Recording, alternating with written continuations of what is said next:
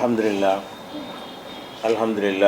நஹ்மதுஹு வ நஸ்தஈனுஹு வ நஸ்தக்ஃபிருஹு வ நஊது பில்லாஹி மின் ஷுரூரி அன்ஃபுஸினா வ மின் ஸய்யிஆத்தி அமாலினா மை யஹ்திஹில்லாஹு ஃபலா முضில்ல லஹு வ மை யுضلில்ஹு ஃபலா ஹாதிய லஹு வ அஷ்ஹது அல்லா இலாஹா இல்லல்லாஹு வஹ்தஹு லா ஷரீக லஹு வ அஷ்ஹது அன்ன முஹம்மதன் அப்துஹு வ ரசூலுஹு அம்மா பஅத். கண்ணியத்திற்குரிய எல்லாம் வல்ல அல்லாஹு ஜல்ல ஷானஹு தஆலாவின் நல்லடியார்களே, அல்லாஹுடைய அழகிய பண்புகள் என்ற இந்த ஜும்மா தொடருரையில் இதுவரை அல்லாஹ் எப்படி அளவற்ற அருளாளனாக இருக்கிறான் என்பது குறித்த விவரங்களை நம்ம பார்த்தோம். அவன் மன்னிப்பது அருளுக்கு எடுத்துக்காட்டாக இருக்கிறது. அவன் நமக்கு உணவளிப்பது அவன் அருளாளன் என்பதற்கு சான்றாக இருக்கிறது. மழையை இறக்குவது, குழந்தையை தருவது, இன்னும் ஏராளமான இன்பங்களை நமக்கு அல்லாஹ் வாரி வாரி வழங்குவதெல்லாம் அளவற்ற அருளாளன் நிகரற்ற அன்புடையன் என்பதற்கு விளக்கமாக அமைந்த பண்புகள் என்பதையும் பார்த்தோம். இந்த பண்புகளை எல்லாம் எதற்காக நம்ம பார்க்கிறோம் என்று சொன்னால், அல்லாஹுவை பற்றி யார் அளவற்ற அருளாளன் என்றே புரிந்து கொள்ளவில்லையோ அவர்களெல்லாம் நிச்சயமாக அல்லாஹ்வுக்கு இணை கற்பிக்கக்கூடியவர அந்த பாதைக்கு போய்விடுவார்கள். எதனால் போகிறார்கள் என்று சொன்னால், மனிதனுடைய மனோநிலை எப்படி செயல்படுகிறது என்று சொன்னால், தன் மீது யார் ரொம்ப அன்பு வைத்திருக்கிறார்களோ அவர்களைத்தான் அணுகுவது மனிதனுடைய இயல்பாக இருக்கிறது. ஒரு குடும்பத்தில் ஒரு மகனுக்கு தாயும் தந்தையும் இருக்கிறார்கள் என்று சொன்னால், தன்னுடைய தேவையை தாயிடத்தில் அவனால் கேட்க முடிகிறது. குழந்தையாக இருக்கும்போது விவரம் தெரியாமல் இருக்கும் பொழுது விட்டு விடலாம், ரெண்டு வட்டையும் கேட்கும். குழந்தை வளர்ந்து ஒரு இளைஞனாக ஆகக்கூடிய நேரத்தில் தனக்கு ஒரு காரியம் சாதிக்க வேண்டுமாக இருந்தால் அவன் தந்தையை அணுகுவதை விட தாயை அணுகுகிறான். ஏன் அணுகிறான் என்று கேட்டால், தாய் நம்ம மேலே ரொம்ப, தந்தையுடைய பொருளாதாரத்தில் தான் தாய் அதை செய்ய போகிறாள் பெரும்பாலும். இருந்தால் கூட எனக்கு ஒரு பைக்கு வேண்டும் என்று சொன்னால் தாயிடத்தில் சொல்லி அந்த காரியத்தை அவன் சாதித்துக் கொள்கிறான். தகப்பனிடத்தில் சொன்னால் கிடைக்காது என்று அவன் நினைக்கிறான். ஏன் அப்படி நினைக்கிறான்? தாய் வைத்திருக்கிற அன்பு அவனுக்கு அதிகமாக தெரிகிறது. தகப்பன் வைத்திருக்கிற அன்பு இருந்தாலும் அவனுக்கு குறைவாக தெரிகிறது. அவர் தாயை போல அனுசரித்து அந்த மகனிடத்தில் நடக்க மாட்டார். இப்படி நம்ம உலகத்தில் பார்க்கிறோம். இதே மாதிரியான நிலைமையில் தான் அல்லாஹ்வுக்கு இணை கற்பிக்கக்கூடியவர்கள்லாம் அந்த வாதத்தை வைக்கிறார்கள். எப்படி வாதம் வைக்கிறார்கள்? அல்லாஹ் ஒருவர் உங்களுக்கு இருக்கிறான், அவன் அளவற்ற அருளாளனாக இருக்கிறான், உங்களுக்கு என்ன வேண்டுமானாலும் செய்வதற்கு தயாராக இருக்கிறான், நீங்கள் எவ்வளவு தவறுகள் செய்துவிட்டு திருந்தி வந்தால் அதை சந்தோஷமாக ஏற்கக்கூடியவனாக இருக்கிறான். இப்படியான ஒரு இறைவன் இருக்கும் பொழுது எதற்காக நீங்கள் மனிதர்களை, இறந்து போன மனிதர்களை, அவுலியாக்களை, மகான்களை, பெரியார்களை நீங்கள் வணங்குகிறீர்கள்? அவரிடத்தில் ஏன் நீங்கள் பிரார்த்தனை செய்கிறீர்கள் என்று கேட்டால் இந்த பதிலை அப்படியே சொல்கிறார்கள். எந்த பதிலே? நம்ம ஒரு தாயிடத்தில் எது கேட்குறோம்? தாயை வைத்து தந்தை இடத்துல நம்ம காரியம் சாதிப்பதில்லையா? அந்த மாதிரி அல்லாஹ் எங்கள் மேலே கோபமாக இருக்கிறான். நாங்கள் அல்லாஹ்வுக்கு விசுவாசமாக நடக்கவில்லை, அல்லாஹ்வுடைய பல கட்டளைகளை நாங்கள் மீறுகிறோம். அப்படி இருக்கும் பொழுது அல்லாஹ் எங்கள் மேலே இறக்கம் காட்ட மாட்டான். அதற்காக அல்லாஹ்வுக்கு விருப்பமான ஒரு அடியார்களை பிடித்து அவர்களை நாங்கள் சந்தோஷப்படுத்தி விட்டால் அவர்கள் நேரம் பார்த்து பக்குவமாக அல்லாஹ்விடத்தில் சொல்லி எங்களுக்கு வாங்கி தந்து விடுவார்கள். இப்படித்தான் சொல்கிறார், இந்த பதிலை சொல்கிறார்கள். அவர்களே அல்லாஹ் என்று சொல்லவில்லை. அந்த அவுலியாக்கள் அல்லாவா அப்படியே நினைக்கிறார்கள்? அவர்களுக்கு சக்தி இருக்கு நினைக்கிறார்களா? நினைத்ததெல்லாம் சாதிப்பார்கள் என்று நினைக்கிறார்? இல்லை. என்ன நினைக்கிறார்கள்? இவங்க அல்லாட்ட வாங்கி தருவார்கள்.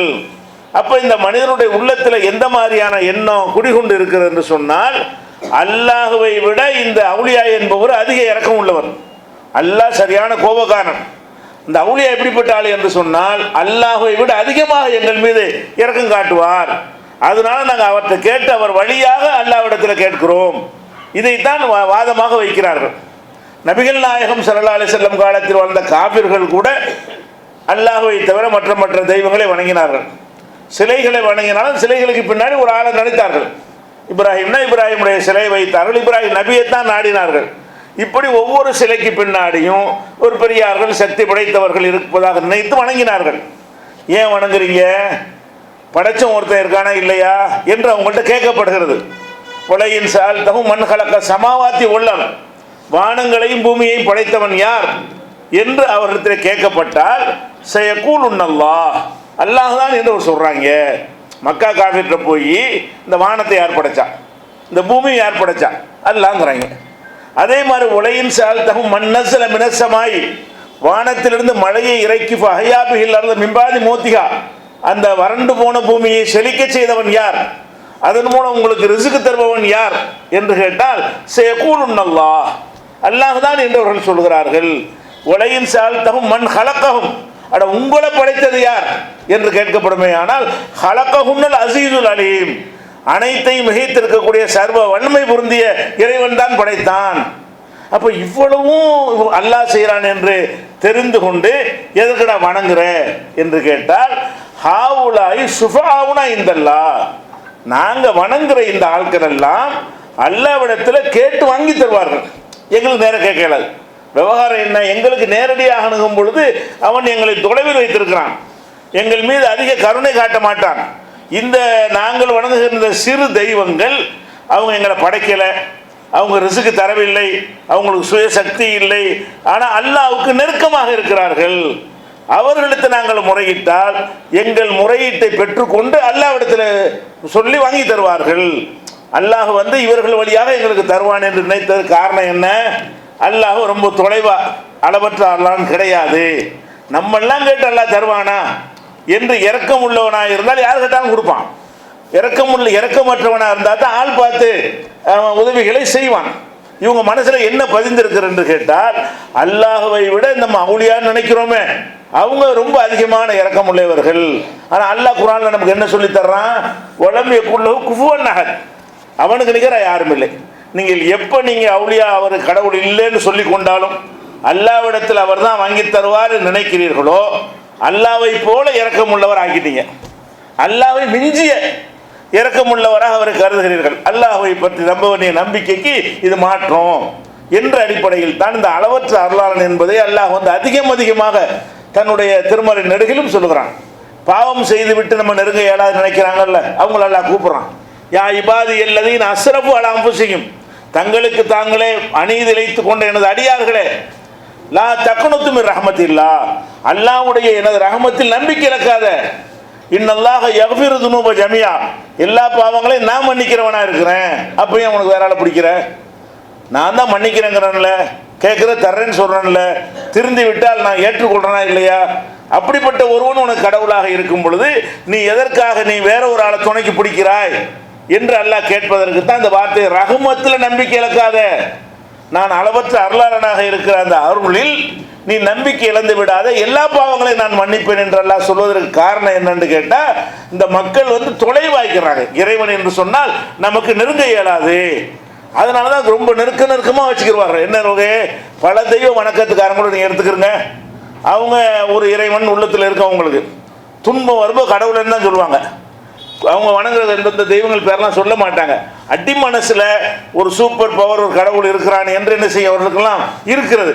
இருந்தாலும் ஒவ்வொரு தெய்வங்களை பெரிய பெரிய தெய்வங்களை உண்டாக்கி வைத்திருக்கிறார்கள். அவர்கள் என்ன செய்வார்கள் என்று கேட்டால் சில்லறை தேவைகளுக்கு வீட்டுக்குள்ளே ஒரு தெய்வத்தை வச்சுக்கிடுவாங்க, கிட்ட இருக்குன்னு சொல்லி. அது தூரத்தில் உள்ளவர் பெரிய பெரிய விஷயங்களுக்கு, சின்ன விஷயத்துக்கு குட்டி தெய்வம், குல தெய்வம், தெருவுக்கு தெய்வம், ஊருக்கு தெய்வம் எல்லாம் வைப்பதற்கு என்ன காரணம், தூரம் என்று நினைக்கும் பொழுது கிட்ட உள்ள ஒரு ஆளை பிடிக்க வேண்டி இருக்கிறது. இறைவன் தூரத்தில் இருக்கிறானா இல்லை, உங்களுக்கு அருள் செய்வதில் எப்படி இருக்கிறான் என்று சொன்னால் நஹ்னு அக்ரபு இலைஹி மின் ஹப்லில் வரீத், பிடரி நரம்பு இருக்குல்ல அதான் நமக்கு ரொம்ப பக்கத்தில். நம்மங்கிறது மூளை தான். நாம் என்று சொல்வது கை காலெலாம் கிடையாது. நாம் என்று சொன்னால் நாம் என்றால் யாரு, இந்த மண்டையில் இருக்கிற தலையில் இருக்கிற மூளை சிந்திக்கின்ற அதை பார்த்து தான் நாம் என்பது. அதுக்கு ரொம்ப கிட்ட உள்ளது எது, பிடரி நரம்பு தான். நம்ம கையை விட காலை விட மற்ற உறுப்புகளை விட மூளைக்கு ரொம்ப பக்கத்தில் இருக்கிறது எது, இந்த பிடரி நரம்பு. அதான் ஜங்ஷன். அதன் வழியாகத்தான் எல்லா பக்கமும் கட்டளைகள் மூளையிலிருந்து தொடர்பு ஏற்படுகிறது. அதனால அல்லாஹ் என்ன செய்யறான்னு கேட்டால் உன் மூளைக்கு எப்படி பிடரி நரம்பு கிட்ட இருக்கிறதோ உனக்கு எப்படி கிட்ட இருக்கிறோன்னு அல்லாஹ் சொல்லுவோம். உனக்குன்னு சொல்வது யாரை சொல்றான், கைகால சொல்லலை, மொத்த பாடியை சொல்லலை. உனக்கு ரொம்ப நெருக்கம்னா பிடரி நரம்பு என்னை சேர்ந்தது தானே. அப்போ உனக்கு நெருக்கம்னு அல்லாஹ் சொல்வது எதை சொல்றான்னு கேட்டால் அந்த மூளையை தான் சொல்றான். அந்த மூளைக்கு நெருக்கமாக இருக்கிறது என்ன, ஒட்டிக்கிட்டு இருக்குது எது, பிடரி நரம்பு. கைகள்லாம் ஒட்டிக்கிட்டு இருக்குல்ல, அப்போ ஒட்டிக்கிட்டு மூளையோட மூளையாக ஒரு பாத்து மாதிரி இருக்கிற பிறடி நரம்பு, அது ரெண்டுக்கு மத்தியில் என்ன டிஸ்டன்ஸு, என்ன தூரம்? ஒரு தூரமுமே இல்லை. அப்படி இருக்கிறேன் நான் உனக்கு, நான் எப்படி கிட்டே இருக்கிறேன் என்று சொன்னால் பிடரி நரம்பை விட நான் அருகில் இருக்கிறேன். அப்போ ஏன் தூரம் நினச்சிக்கிட்டு ஒரு ஆளை போய் தேடுகிறாய்? கருணையால் கிட்டத்தில் இருக்கிறேன், உன்னை கவனிப்பில் கிட்டத்தில் இருக்கிறேன், உனக்கு தருவதில் கிட்ட இருக்கிறேன், உனக்கு கண்காணிப்பதில் நான் அருகில் இருக்கிறேன். இப்படியான ஒரு இறைவனாக நான் இருக்கும் பொழுது எதற்காக நீ இந்த மாதிரி செய்கிறாய் என்று அல்லாஹ் என்ன செய்கிறான்? இந்த வசனத்தையும் சொல்லி காட்டுகிறான்.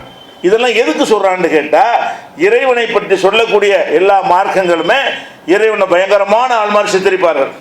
அந்த இறைவனை சொல்லும் போது கூட அது எப்படிலாம் செய்வார்கள்னா, ஒரு 7-8 கத்தியை கையில் கொடுத்து பல்லெல்லாம் பயங்கரமாக நீட்டிட்டு இருக்கிற மாதிரி கும்பலாம் வச்சு, அப்பதான் பயம் வருமா. கடவுள் என்றால் நம்ம நெருங்குறதுக்கு ஏற்றவாறு அப்படியான ஒரு அழகான ஒரு தோற்றத்தில், இன்னல்லாக ஜமீலுன் யுஹிப்புல் ஜமால், அவன் தோற்றத்தில் கூட அழகா இருக்கிறான், அழகை விரும்புகிறான் என்று ரசூலுல்லாஹ் சொல்றாங்க. அழகான தோற்றமாக இருந்தால் நெருங்கி நம்ம போவோம். அப்போ அல்லாஹ் நம்மளை விட்டு மக்கள் தூரமாகிவிடக்கூடாது என்பதற்காக தன்னை அழகன் என்று அல்லாஹ் சித்தரிக்கிறான். உங்களுக்கு சொல்லுங்க, அழகன் தான் உங்களுக்கு அதையே சொல்றான். அல்லாஹ்வின் தூதர் வழியாக எதுக்கு சொல்லி தர்றான்? மற்ற தெய்வங்கள்னு வணங்கக்கூடியவர்கள் எல்லாம் அல்லாஹ் அவங்க எதை கடவுளுங்கிறாங்களோ அது ரொம்ப அருவருக்கத்தக்க தோற்றத்தில், பார்த்தாலே பயம் வர்ற தூரத்தில், ராத்திரியில் நடந்து போக முடியாது சில ஏரியாக்கள்லையே, அங்கே நாங்கள் நிப்பாட்டி வச்சுருப்பாங்க, அதை பார்த்தாலே பயம் வரும். இப்படியா இருந்தால் அவன் என்ன செய்வான்? தூரமாக போயிடுவான். கடவுளை விட்டு என்ன செய்வான்? வெறுண்டோடி விடுவான். அப்படி ஓட அதனால நாத்திகர்லாம் உண்டாகிறாங்க. அப்போ கடவுள் என்பவன் ஏன் இந்த மாதிரி அவன் நெருக்கத்தை உண்டாக்கி வைத்திருக்கிறான், நெருங்குகள் என்று உங்களை அழைத்து கொண்டிருக்கிறான். ஏன் அல்லாவை விட்டு தூரமாக ஓடிக்கொண்டிருக்கிறீர்கள்? இது வைத்து விட்டால் என்னவாயிரும்? எல்லாமே தெளிவாகிவிடும். அதே மாதிரி நம்ம ஐங்கால தொழுகை தொழுகிறோம். அந்த தொழுகை நமக்கு எதை காட்டுகிறது? அவன் கிட்ட இருக்கான்னு தானே காட்டுகிறது. அல்லாஹ் வணங்குறோம், அல்லாஹ் கணக்கு நிற்கவா செய்கிறான், பார்க்கவா செய்கிறோம்? இல்லை. ஆனால் என்ன செய்கிறோம்? இறைவா உன்னையே வணங்குகிறோம், ஈயாக்க நாற்பது உன்னையே வணங்குகிறோம், உன்னிடமே உதவி தொழுகிறோம்னு பேசுகிறாத எவ்வளோ நெருக்கத்தில் இருப்பதாக அல்லாஹ் நமக்கு சொல்லித் தருகிறான். நீங்கள் அல்லாஹ் ரொம்ப தூரமாக இருக்கிற மாதிரி நினைத்து கொண்டு நீங்கள் போகிறீர்கள், நெருக்கமாகத்தான் இருக்கிறான். இதையெல்லாம் விளக்குவதற்காகத்தான் அல்லாஹ்வுடைய அந்த அழகிய பண்பு ஒன்று ஒன்றா அந்த பண்புகளை சொல்ல சொல்ல நமக்கு என்ன வரும்? அல்லாஹ்வின் பக்கம் நெருக்க வறுமை வருதா? அந்த வறுமை நேரத்தில் யார்ட்டையாவது குணம் கிடைக்குமே நினைப்போம். அந்த வறுமை நேரத்தில் அவன் தான் ரிஸ்க் தர்றவன் அப்படிங்கிற நம்பிக்கை ஆழமாக பதிந்தால் முதல் அங்கே படிச்சனை போடுவோம். இறைவா நீ தான் தர வேண்டும், நீ தான் மனிதர்கள் வழியாக தருவதாக இருந்தாலும் அந்த மனிதனுடைய உள்ளத்தில் அந்த எண்ணத்தை உண்டாக்குவது நீயா தான் இருப்பாய். வியாபாரத்தின் மூலமாக நீ தருவதாக இருந்தாலும் அந்த வியாபாரத்தில் இருக்கிற லாபத்தை பெற வைப்பது நீ தான் என்கிற ஒரு நம்பிக்கை வந்துவிடும் என்று சொன்னால், அப்போ அல்லாஹ்வுக்கு வேற நாட மாட்டோம், வேற யாரையும் தேடி போக மாட்டோம். குழந்தை இல்லையா? குழந்தை இல்லாட்டி குழந்தைய தர்ற அவன் தானே. யாராலும் தர இயலுமா? யாரெல்லாம் நீ குழந்தை இல்லாமல் இருந்தால் கூட தள்ளாத வயசுல நீ சக்கரையா நபிக்கு கொடுத்திருக்கிறாய், தள்ளாத வயசுல இப்ராஹிம் நபி கொடுத்திருக்கிறாய், நீ எனக்கும் தருவாய் அப்படிங்கிற ஒரு நம்பிக்கையோடு அல்லாஹ்வுடைய அருளை நம்ம எதிர்பார்க்கும் பொழுது, குழந்தை இல்லைங்கிறக்கா 72 தர்காவுக்கு ஒருத்தர் போவானா? இவன் எந்த தர்காவுக்கு போறான்னா அதில் உள்ளவர்களுக்கு குழந்தை இல்லை, அடங்கி இருக்கிற ஆளுகளுக்கு. யார்கிட்ட போய் குழந்தை கேட்க போக? நான் ஒரு ஆண்டு வரேன்னு போகிறேன், அவருக்கு பிள்ளையே கிடையாது, அவருக்கு மனைவியே கிடையாது, அவர் தனக்கு ஒரு பிள்ளையை கூட உண்டாகி கொள்ள முடியாத நிலையில் இருக்கிறான்னு தெரிந்து கொண்டும் எதுக்கு ஓடுகிறான் என்று சொன்னால், அல்லாஹ் நம்ம மேலே எல்லா வகையிலையும் கருணையாக இருக்கிறான். எந்த ஒரு கோரிக்கைக்காக வேண்டியும் இது அவன்கிட்ட ஆகாது, இது அவன்கிட்ட நெருங்கக்கூடாது, சின்ன சின்ன விஷயத்தை கேட்டுக்கிடுவோம், பெரிய பெரிய விஷயங்களை விளையாட்டு போய் கேட்டுக்கிடுவோம் அப்படின்னு நம்மளை வைத்திருக்கிறானா? இல்லை. எவ்வளோ வேண்டுமானாலும் கேள், எந்த அளவுக்கு வேண்டுமானாலும் கேள், நம்ப முடியாத கூட அல்லாட்ட கேட்கணும். எப்படி அளவு அல்லாஹ் நம்பிக்கை வைக்க வேண்டும் என்று சொன்னால் நம்பவே முடியாது. மூசா அலைஹிஸ்ஸலாத்துடைய சம்பவத்தை பாருங்க. அவர்கள் ஃபிரௌன்கிட்ட பிரச்சாரம் பண்ணுறாங்க. அவன் அந்த மக்களை ரொம்ப சொல்லனாத துன்பத்திற்கு உள்ளாக்குகிறான். சகித்துக் கொள்கிறார்கள், ஆம்பளை பிள்ளைலாம் வெட்டுறான், நிறைய அநியாயம் பண்ணுகிறான். இறுதியாக அல்லாஹ் என்ன செய்யறான்? இவங்க அழிக்க நேரம் வந்து விட்டது, இனிமேல் தேர மாட்டாங்க, நீ உன் மக்களை அழைத்து கொண்டு ஊரை விட்டு வெளியேறுங்கிறான்ல. ஊரை விட்டு மூசா நபி வெளியேறுகிறார்கள். ஃபிரௌனும் படையினரும் கேள்விப்பட்டு விரட்டி வருகிறார்கள். ஏன்? ஒரு பெரிய சக்தி வாய்ந்த ரப்புன்னு சொன்னவங்க. ஆனால் ரப்புக்கும் இல்லை, நான் தான் உங்களுக்கு பெரிய கடவுள். அவன் தன்னை கடவுள் என்று சித்தரித்து கொண்ட ஒருத்தனுக்கு நம்மளை விட்டு தப்பிச்சு கூண்டோடு எல்லாம் வெளியேறுகிறார்கள் என்று சொன்னால் அவனால் ஜீரணிக்க முடியாது. ஓடினாலும் அவர்கள் இவனுக்கு தேவை, அடிமை வேலை செய்வதற்கு, மற்ற அவர்களை வேலை வாய்ப்பு வாங்குவதற்கெல்லாம் அவருக்கு தேவைப்படுகிறார்கள். அதனால விரட்டிட்டு வர்றான், எப்படியாவது உங்களை மடக்கணும் கொள்ளணும்னு சொல்லி போயிட்டாங்க. எதுக்கு? கடல் வருது, எதிரில் கடல் வருகிறது. அப்போ அந்த விரட்டி கொண்டு வரும் பொழுது கடலை கண்டுட்டு திரும்ப முடியுமான்னு கேட்டால் திரும்ப முடியாது. அப்போ அந்த கடல் பக்கம் போனால் மூழ்கி செத்துருவோம், ரிவர்ஸாக வந்தால் இவங்க கையில் மாட்டிக்கிடுவோம். ரெண்டு வகையான சிக்கலில் இப்படி வளைக்கப்பட்டிருக்கிறார்கள். அப்போ மூசா நபி தோழர்கள் கேட்குறாங்க, யா மூசா இன்னால முதற்கும், மூசாவை நம்ம வசமாக மாட்டிக்கொண்டோம், நீ பாட்டு வேகமாக பயந்து ஓடி வரும்போது கடல் இருக்குதுன்னு கூட கவனிக்காமல் அந்த பக்கம் நம்ம வந்துட்டோம். இப்போ எங்கிட்டும் தப்பிக்க முடியாது, இந்த பக்கம் போக முடியாது, இந்த பக்கம் போக முடியாது. அப்போ மூசா நபி என்ன செய்கிறாங்க? கல்லா கிடையாது, நம்ம மாட்டிக்கொள்ளவே இல்லை, நம்ம சிக்கிக்கொள்ளவே இல்லை. இன்னமாய் ரப்பி, என்னோடு என் இறைவன் இருக்கிறான், சயஹ்தீன், அவன் எனக்கு நேர்வழி காட்டுவான். உங்கள் கணக்குப்படி முடியாது, மனித கணக்குப்படி கடலில் இறங்கினா ஆள் காலி தான், மனித கணக்குப்படி இந்த பக்கம் திரும்பினா இவங்க கையில் மாட்டிக்கிட்டு காலி தான். உங்கள் கணக்குப்படி கதை முடிந்தது. ஆனால் என்னோடு என் இறைவன் இருக்கிறான், சயஹ்தீன், அவன் இதிலும் எனக்கு ஒரு வழி காட்டுவான் அப்படின்னு சொல்லிவிட்டு அல்லாட்ட உடனே உத்தரவு வருது, மூசாவை பயப்படாத, உன் கையில் இருக்கிற கைத்தடியால் இந்த கடலில் ஒரு அடி வேகமாக அது இரண்டாக பிளந்து விடும், அதுக்குள்ளே நுழைந்து தப்பித்து போய்விடுங்கள் என்று அல்லாஹ் வந்து சொல்லுகிறான். இது எதை காட்டுது? ஒன்றுமே இல்லாமல் ஒரு வழியே இல்லை என்ற ஒரு நிலைக்கு வந்தால் கூட நான் தான் உதவுவேன், என்னால் உதவ முடியும்.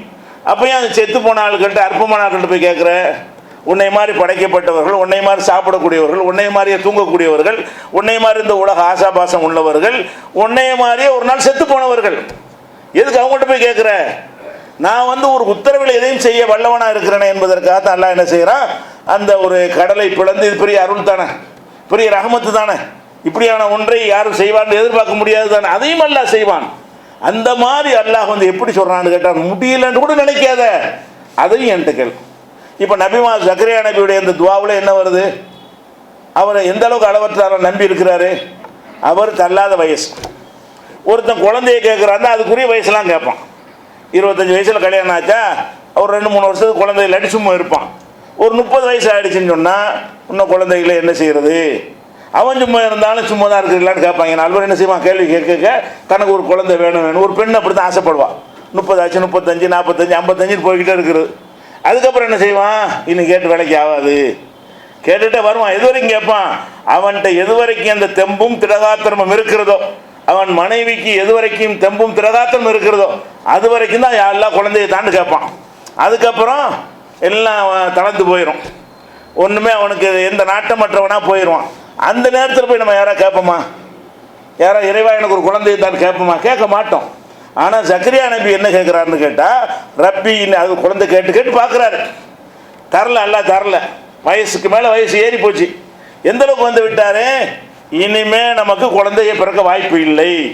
என் மனைவியும் அந்த மாதிரியான இப்போ தகுதியெல்லாம் இழந்து விட்டால், குழந்தை பெறுவதற்கு அந்த மாதவிடா அந்த கர்ப்பப்பையெல்லாம் கரெக்டாக இருக்க வேண்டும், அந்த பருவத்தையெல்லாம் தாண்டி விட்டார். அப்போ என்ன முடிவுக்கு வரணும், இல்லைன்னு முடிவுக்கு வரணும். அவர் வரல. ரப்பி இன்னி வகனல் அலுமி மின்னி, யாரெல்லாம் என்னுடைய எலும்புகள் எல்லாம் பலவீனமாயிடுச்சு. எலும்பு ஸ்ட்ராங்காக இருந்தால் தான் ஒரு குழந்தையை ஒருத்தனுக்கு பெற முடியும். எலும்பு பலவீனமாகிவிட்டது. வஷ்டால ரசு ஷைபா, தலை முழுசும் விளையாண்டு நரைத்து போய்விட்டது. வம்ராத்தி ஆக்கிரோன், என் மனைவி வேறு பிள்ளை பெற தகுதியற்றவளாக இருக்கிறாள், இருந்தாலும் எனக்கு ஒரு குழந்தையை கொடுக்குறாரு. சொல்லிவிட்டு எனக்கு குழந்தை வர வாய்ப்பு கிடையாது, என் மனைவிக்கு அந்த சக்தி கிடையாது, இருந்தாலும் நான் உன்ட்டு துவா செய்வதில் துர்பாக்கியசாலி ஆக மாட்டேன் என்று கேட்டுவிட்டு, ரப்பி ஹப்லி மினஸ் சாலிஹீன், அல்லாஹ் எனக்கு ஒரு நல்ல ஒரு பிள்ளையை கொடு என்று ஒரு துவா செய்கிறார். அல்லாஹ் வந்து இந்த நேரத்தில் கருணை காட்டினானா இல்லையா? எதுக்கு அல்லாஹ் தூரமாக்குறீங்க? அல்லாஹ் வந்து முடியவே முடியாதுன்னு நீங்கள் நினைக்கக்கூடிய நேரத்திலும் செய்வான். நமக்கு வேறு வழியே இல்லை நீங்கள் நினைக்கிறீங்களா? அப்பவும் அல்லாஹ் இது வழியே இல்லாத விஷயம் தானே. இந்த மாதிரி நேரத்தில் யாரும் நம்ம கேட்போமா? எத்தனை பேர் குழந்தை இல்லாத இருப்பீங்க? 85 வயசில் உட்காந்து யாராவது கேட்பீங்களா? 85 வயசுலையாவது குழந்தையாவது கிடைக்கிறதாவது இப்படின்னு நம்ம எடுத்துக்கொண்டு போய் விடுவோம். அல்லாஹ் எப்படிப்பட்ட அருளாளர் என்று சொன்னால், நீ கேட்ட அப்பவும் தருவேன். முடியாது, மருத்துவர்கள் முடியாதுன்னு சொல்லுவான், உன் கணக்கில் அது முடியாது என்று இருக்கும். எப்படி மூசா நபிக்கு கடலை பிளந்து என் குதிரத்தை கொண்டு அவரை காப்பாற்றினேனோ அதே மாதிரி உனக்கும் தருவேன் என்று காட்டத்தானே இந்த சம்பவத்தை சொல்கிறான். எதுக்காக இந்த சம்பவத்துக்கு கதைக்கு அல்ல சொல்கிறான்? நபிமாருடைய வரலாறை சொல்லி காட்டுகிறான் என்று சொன்னால், நீ இதே மாதிரி நம்பிக்கை வைத்தால் உனக்கும் தருவேன். நம்ம காலத்தில் தந்திருக்கிறான். எந்த அளவுக்கு தந்திருக்கிறான்? அதாவது மாதவிடாய் அற்று போன ஒரு 85 வயசு கிழவி இப்போ குழந்தை பெற்றான்னு பேப்பரில் வருது, ஒரு மாதத்துக்கு முன்னாடி. அது எப்படி அவன் நாடுனா கொடுப்பான்? மனிதனுடைய கணக்கு இல்லாட்டாலும் அதை மீறி கொண்டு அது மூசா நபிக்கு உள்ளது, ஜக்கரியா நபிக்கு உள்ளதுன்னு சொல்ல முடியுமா? நம்ம கண் முன்னாடி வாழ்கிற காலத்திலும் அல்லாஹ் நாடியவர்களுக்கு கொடுக்கத்தான் செய்கிறான். அப்போ அல்லாஹ் இந்த மாதிரி நம்ம அல்லாஹ் அளவற்று எந்த ஒரு கட்டத்திலும் அவன் தருவதற்கு சக்தி உள்ளவன். இதில் நம்ம நம்பிக்கை வச்சோம் என்று சொன்னால் கண்டிப்பாக அல்லாஹ்வுடைய அருள் இருக்கு. இப்போ நம்ம ஒரு சிக்கலில், இந்த நாட்டில் நம்ம ஒரு சிக்கலில் மாட்டி கொண்டிருக்கிறோம். என்ன சிக்கல்? எல்லாம் நம்மளை நாட்டை விட்டு காலி பண்ணுறதுக்கான ஒரு திட்டத்தை செய்கிறாங்க. எம்பிக்கள் இருக்குது, அதிகாரம் இருக்குது, இராணுவம் இருக்கிறது, போலீஸ் இருக்கிறது, நாங்கள் என்ன வேண்டாலும் செய்வோம் என்று நினைக்கக்கூடியவருடைய ஆணவ போக்கினால் நம்ம ஒரு சிக்கலை நீ மாட்டிக்கொண்டிருக்கிறோம். அதை மாட்டிக்கொண்டிருப்பதற்காக நம்ம என்ன முயற்சி எடுக்கிறோமோ அதெல்லாம் எடுக்க வேண்டும். அது ஒரு விஷயம். நம்ம மனிதர்கள் என்ற முறையில் எடுக்க வேண்டிய முயற்சி எடுக்க வேண்டும். அதோட அல்லாஹ்விடத்தில் நம்ம கையேந்தினால் நம்ம நினைக்கிறோம் எப்படி எப்படி ஜெயிக்கிறதுன்னு நினைக்கிறோம். நம்ம எப்படி வெல்ல முடியும்னு நினைக்கிறோம். இவங்க அழிச்சு விட்டா, விரட்டி விட்டா என்ன செய்ய நினைக்கிறோம்? முடியாது. நீங்கள் அல்லாஹ் நம்பிக்கை வைத்து பிரார்த்தனை அழுத்தமாக, நிச்சயமாக இறைவாணி செய்வாய். மூசா நபிக்கு செய்தது போல எங்களுக்கு செய்வாய். ஜக்கரியா நபிக்கு உதவுனது போல எங்களுக்கு உதவுவாய். இப்ராஹிம் நபி நெருப்பு குண்டத்தில் தூக்கி எரியும் பொழுது அவரை எப்படி நீ காப்பாற்றினாயோ அது மாதிரி காப்பாற்றுவாய் என்ற நம்பிக்கையோடு நாம் பிரார்த்தனையும் செய்ய வேண்டும், முயற்சியும் செய்ய வேண்டும், உழைப்பு செய்ய வேண்டும், அறிவை கொண்டு செய்ய வேண்டிய எல்லா நடவடிக்கைகளும் எடுக்க வேண்டும். அதோட அதையும் தாண்டியவன் வென்று விடுவானா என்றால் அல்லாஹ்ட்ட பாரத்தை போடுங்க.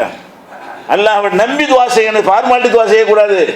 நம்ம உள்ளத்தில் இதெல்லாம் வரணும். இறைவன் நம்ம ஏமாத்துறோம். ஒரு செகண்டு தான், ஒரு நரம்பை பிடிச்சிட்டு அவன் முடிஞ்சு வச்சு, ஒரே ஒரு நரம்பை பிடிச்சிட்டான்னு சொன்னால் அதோட காலி. அவன் என்னென்னவோ ஹிக்மத் பண்ணி அல்லாஹ் என்ன செய்கிறான்? யாரை வேண்டாலும் அழிப்பான். அதனால இவர்கள் ஆன்மீக பலம் நம்ம இடத்துல இருக்கும் என்று சொன்னால், நிஜமான இறை நம்பிக்கை இருக்கும் என்று சொன்னால், நம்முடைய பிரார்த்தனை தூய்மையானதாக இருக்கும் என்று சொன்னால், அல்லாஹ்வை அளவற்ற அருளாளன் என்று நம்பி அவன் அருள் செய்ய தீர்வான், அவனுக்கு மேலே எவனும் கிடையாது என்று நம்பி நம்முடைய துவாக்கள் இருக்குமாக இருந்தால் இவரெல்லாம் தூளாகி விடுவார்கள். ஒரு பயமும் கிடையாது. அதுக்காண்டி துவா செஞ்சுட்டு ஒன்று வேலை செய்யாமல் இருக்கக்கூடாது. செய்ய வேண்டிய வேலைகளை கரெக்டாக செய்து கொண்டு அல்லாஹ்விடத்தில் நம்ம என்ன செய்யணும்? துவா செய்தோமே ஆனால் அப்போ அல்லாஹ் நமக்கு அருள் செய்வான். அருள் செய்ய எவ்வளோ பெரிய சக்தியாக இருந்தாலும் நமக்கு முன்னாடி மிரண்டு போகிற அளவுக்கு ஆக்கி விடுவான். ரசூல் ஸல்லல்லாஹு அலைஹி சொல்கிறாங்க, நுசிர்து பிர்ரோபி மசீரத்த ஷஹரின். ரசூல்லா ஊரில் பிரச்சாரம் பண்ணி விரட்டி விடப்பட்டாங்க. மதீனாவுக்கு போயிட்டாங்க. ஒரு ஊரில் தான் அவங்களுடைய ஒரு ராஜ்யம் இருக்கிறது. அப்போ சொல்கிறாங்க ரசூல் ஸல்லல்லாஹு அலைஹி வஸல்லம், அல்லாஹ் எனக்கு எப்படி உதவி செய்திருக்கிறான் என்று கேட்டால், என் பெயரை கேட்டால் ஒரு மாத தொலைவில் உள்ளவர்களுக்கு அல்லாஹ் பயத்தை போடுறான். முகமது வரான்னு ஆடுறாங்க. இவர் பெரிய சர்வசக்தி கிடையாது. பாரசீக பெரிய சாம்ராஜ்யம் இருக்குது அந்த காலத்தில். அந்த காலத்து இத்தாலி ரோம் சாம்ராஜ்யம் இருந்தது. அவங்கெல்லாம் பெரிய பெரிய வல்லரசுகளாக இருந்தாங்க. ஹெர்குலிஸ், கிஸ்ரா, கைசர் போன்ற பெரிய வல்லரசுகள்லாம் அந்த சுற்றி உலகம் பூரா இருந்தாங்க. இவர் ஒரு முசாஃபிர், குடிசையில் இருக்கிற ஒரு முசாஃபிராக இருக்கிறாரு. வயசு 55-60 வயசு உள்ளவராக இருக்கிறாரு. பெரிய படைபலமோ இராணுவங்களோ பீரங்கிகளோ கத்திகளோ கப்படாக்களோ ஒன்றுமே இல்லை. ஆனால் முகம்மது கிளம்பி விட்டார் என்று சொன்னால் அப்படியே முகமது முகமது முகமது வர்றாருன்னு பயந்து அல்லாஹ் என்ன செய்யறான்னு கேட்டால் ஒரு மாத தொலைவுக்கு பயம் வரும். இங்கேருந்து கிளம்பிட்டாருன்னா ஒரு மாதம்னா எவ்வளோ தூரம்? அந்த காலத்து ஒட்டக பயணத்தை எடுத்துக்கணும், பல கிலோமீட்டரு. இங்கே கிளம்புனா அங்கே பயம் வருது. இப்படி அல்லாஹ் எனக்கு உதவி செய்திருக்கிறான் ரசூலுல்லாஹ் சொல்றான். நுசிர்து பிர்ரோபி மசீரத்த ஷஹரின். ஒரு மாத காலத்துக்கு எதிரிகளுக்கு ஒரு மாத தொலைவில் உள்ள எதிரிகளுக்கு அச்சத்தை போட்டு அல்லாஹ் எனக்கு உதவி செய்கிறான். அப்போ இவருக்காக உள்ள சக்தி கிடையாது. அது அப்படி ஏற்படுத்துறான் அல்லாஹ். ஒரு ஒன்றுமே இல்லை. சோதனை பண்ணி பார்த்தா ஆயுதமும் ஒன்றுமே இருக்காது. அவங்கள்ட்ட இருக்கிற ஆயுதங்களோட கம்பேர் பண்ணால் இவர்கிட்ட எதுவுமே இருக்காது. ஆனால் அண்ணா என்ன செய்யறான்? அடே வர்றாரா, இவர் வந்தா பெரிய டேஞ்சர், அப்படி பயப்படுற அளவுக்கு அல்லாஹ் அந்த ஒரு அச்சத்தை தூக்கி போட்டு வைத்திருக்கிறான்.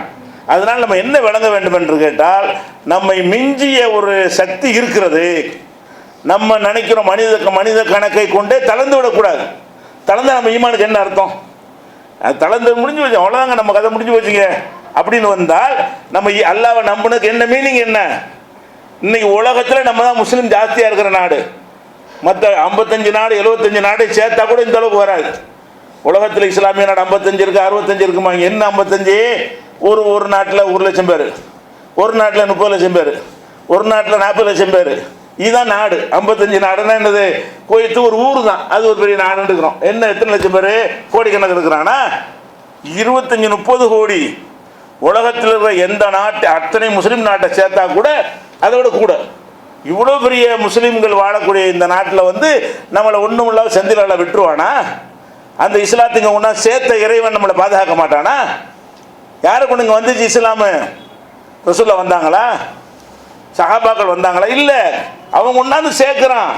ஆட்சி அதிகாரம் இருக்கும்போது இந்த இஸ்லாம் பரவுனுச்சா? இல்லை, இப்போ தான் பரவுது. அப்போ அல்லாஹ் ரப்புல் ஆலமீன் அவன் கொண்டாந்து இந்த மார்க்கத்தை சேர்த்திருக்கிறான், நமக்கு சரியான பாதையை தந்திருக்கிறான் என்று சொன்னால் நம்மளை அவன் காப்பாற்றுவானா? காப்பாற்ற மாட்டானா? நம்ம நம்பணும். நாம ஏற்றுக்கிற இந்த கொள்கை நம்மளை காப்பாற்றும். நாம ஏற்றுக்கிற இந்த இறைவன் நம்மளை காப்பாற்றுவான். அதை மிஞ்சி எந்த தீய சக்தியாலும் ஒன்றும் செய்ய முடியாது. இது வந்தால் நமக்கு எந்த கலக்கமும் கிடையாது. கலங்கி போய் நிறைய பேர் என்ன செய்யல, சாப்பிட முடியல, தூங்க முடியல. நம்ம சகோதரர்களை ஏன் அப்படிதான் வருது. தெருவுலதி கூட என்ன செய்யறது? அகதி முகமில் அடைச்சிருவானே, இந்த பக்கம் பொண்டாடி, அந்த பக்கம் புள்ள, அண்ணனுக்கு ஒரு பக்கம், தம்பி ஒரு பக்கம், என்ன ஆகும்? அதான் நடக்கும். இவங்க திட்டானதுதான். ஆனால் அப்படி நடத்த விடாமல் நீங்கள் அல்லாமல் நம்பிக்கை வைத்து நீங்கள் கையேந்தினால் அல்லாஹ் அவர்களை அந்த இடத்துக்கு தள்ளுவான், அவர்களை அகதி முகாம்களுக்கு தள்ளுவான், அவர்களை நாடற்றவர்களாக்குவான். ஓட ஓட விரண்டு ஓடக்கூடிய நிலைமை எல்லாம் என்ன செய்வான்? ஏற்படுத்துவான். இன்றைக்கு பாருங்க, உலக சக்கரவர்த்தியா இருந்தவனு என்ன கதி?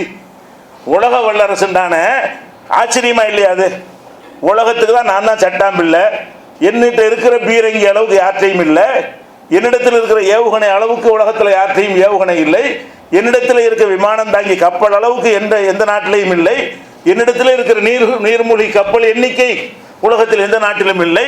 அப்போ இவ்வளவு ராடார்களும் ரவீன வசதிகளும் என்னிடத்தில் உலகத்தின் நம்பர் 1 அமெரிக்கா.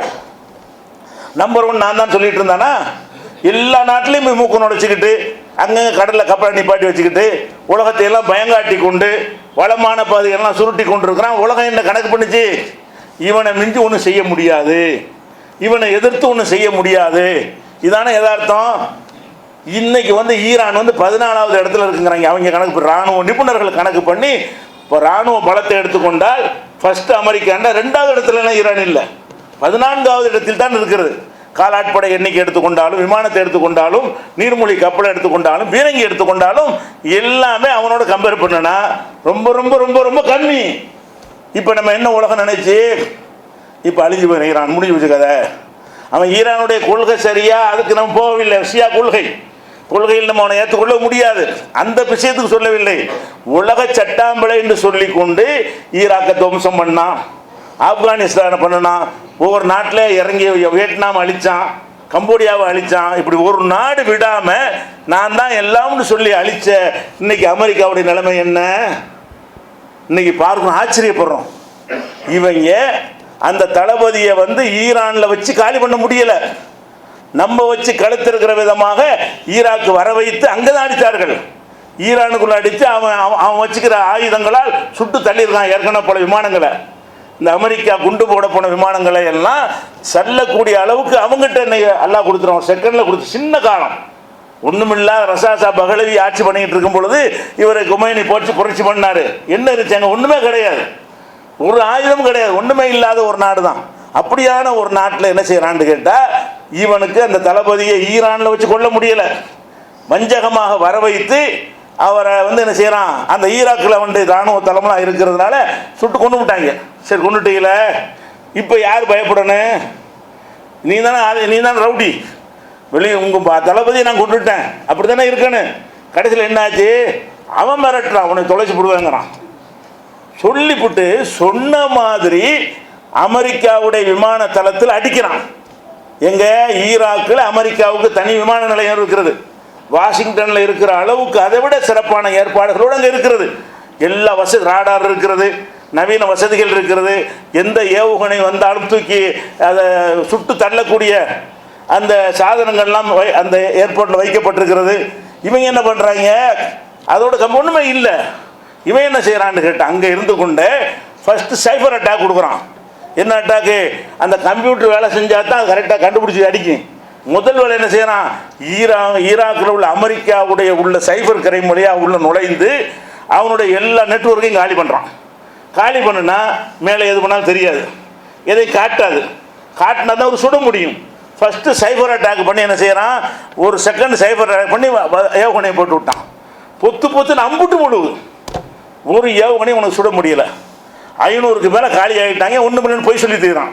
அது சேஃபாக இருக்குது, சேஃபாக இருக்குன்னு இடத்த காட்டு. சேஃபாக இருந்தா குண்டு போட்ட இடத்துல என்ன நினைச்சிட்டு காட்டணுமா இல்லையா? காட்ட மாட்டேங்கிறான், அந்த படத்தை வெளியிட மாட்டேங்கிறான். அப்போ 500க்கு மேலே இராணுவ வீரர்கள் அடித்த உடனே இப்போ என்ன சொல்கிறான் ட்ரம்ப்பு? நிபந்தனை இல்லாத பேச்சுவார்த்தைக்கு தயார். யார் யாரை மிரட்டனு? நீங்கள் நினைக்க நடக்குமா? இது நடக்கும். கற்பனை பண்ணி பாருங்க. அமெரிக்காவுக்கு இந்த கதி ஏற்படும்னு உலகத்தில் எவனாவது நினைச்சானா? அமெரிக்காவை அழிக்க முடியுமா அப்படின்னு உலகமே அரண்டு பரண்டு இருக்கிற ஒரு நேரத்தில் அவங்க பூரா உன்னை காலி பண்ணிடுவேன், 100 இடத்த குறி வச்சிருக்கிறேன், அடி போயிட்டாங்க. ஈராக்கில் இருந்து ஓட்டம் எடுக்கிறான் அமெரிக்க இராணுவம். இன்னும் ஒரு வாரத்துக்குள்ள ஈராக்கிலிருந்து எல்லா அமெரிக்கன் வெளியேற போகிறார்கள். வேறு அரபு நாட்டில் அடைக்கலம் கொடுத்து அங்கே அடிப்பேங்கிறான். அறா பார்ப்போம், உன் மேலே அடி பண்ணி சொல்ல முடிஞ்சா? முடியாதுங்க. இவன் எந்த விமானத்தை கொண்டு வந்தாலும் அதை சுட்டு தள்ளக்கூடிய டெக்னாலஜியை வளர்த்து கொண்டான். நம்பர் கூட இருக்கலாம். இதெல்லாமே டெக்னாலஜியில் என்ன செய்ய இவனெல்லாம் மிஞ்சி போயிட்டான். இப்படி போனதுக்கு என்ன காரணம்? எல்லாம் அழிக்க நினைச்சான்னு சொன்னால் சின்ன சக்தி வச்சு பெரிய அழிச்சு போடும். அதான் காரணம். இதுதான் நம்ம மோடிக்கு நமக்குள்ள வித்தியாசம். மோடி அமெரிக்கான்னு வச்சுக்கிறங்க, நம்மளோட பலத்திலிருந்து முஸ்லீம்களை ஈரான் வச்சுக்கிறங்க. பலத்தில் எடுத்துக்கொண்டார். நீங்கள் உலக கணக்கில் நீங்கள் அழிச்சிருவாய். உலக கணக்கு பிரகாரம் உங்கள்கிட்ட பீரங்கி இருக்கிறது, உங்கள்கிட்ட இராணுவம் இருக்கிறது, உங்கள்கிட்ட எல்லாமே இருக்கிறது. நாங்கள் ஈரான் மாதிரி தான் இருக்கிறோம். அல்லாஹ் நாடினால் நாங்கள் உன்னை ஓட ஓட விரட்டும் நிலை ஏற்படுமா? ஏற்படாதா? நிச்சயமாக ஏற்படும். கண்ணு முன்னாடி எல்லாம் காட்டுறான். இதெல்லாம் மூசா நபி சம்பவம், ஈசா நபி சம்பவம் அல்ல. இந்த அமெரிக்காவுடைய விஷயம். ஈராக்கில் என்ன பண்ணா? அந்த நாட்டு அதிபரையே கைது பண்ணி தூக்கில போட்டானே. எவ்வளவுக்கு ஒரு அயோக்கியத்தனமாக நடந்தான். ஆப்கானிஸ்தானில் இறங்கி கொத்து கொத்தா குண்டுகளை போட்டு லட்சம் பேராக கொலை பண்ணவன் இன்னைக்கு அரண்டு ஓடுறான். என்னை விட்டு பேச்சுவார்த்தைக்கு தயார், நிபந்தனையற்ற பேச்சுவார்த்தைக்கு தயார்னு சொல்லி ஐநா சபைக்கு அமெரிக்க அதிபர் கடிதம் போடுறான் நேற்று. நாங்கள் ஈரானோடு பேச்சுவார்த்தை சண்டை வேணாம், நமங்களுக்கு வம்பு, ஈரான் மக்களை நான் நேசிக்கிறேன். எப்படி ஒரு அடி வாங்கிவிட்டு ஈரான் மக்களை நேசிக்கிறானா இவர்? அந்த மாதிரி நன்மக்கள் கிடையாது. அந்த லட்சக்கணக்கான மக்கள் திரண்ட ஊர்வலத்தை பற்றி இப்படி பேச வைக்கிறானா என்ன அர்த்தம்? அதே வரும். இவன் சொல்லுவான், முஸ்லிம்களை நான் நேசிக்கிறேன், உங்களை விட்ட யாரு நம்மளை எவன் அழிக்க நினைக்கிறானோ அவன் நமக்கு பயந்து போய் சொல்லக்கூடிய நிலைமை நிச்சயமாக வரும். நம்ம கலங்க தேவையில் அல்லாஹ் ரப்புல் ஆலமீன் அப்படியான ஒரு உதவிகளை நமக்கு தருவான் என்பதற்காகத்தான் அந்த அல்லாஹ்வின் அழகிய பண்புகளிலிருந்து படித்துக் கொள்ள வேண்டிய பாடம். இன்ஷா அல்லாஹ் அல்லாஹ்வுடைய இந்த கருணைக்கு அப்பாற்பட்ட கோபமான பண்புகள்லாம் இருக்கிறது. அதை இன்ஷா அல்லாஹ் அடுத்த வாரம் பார்ப்போம்.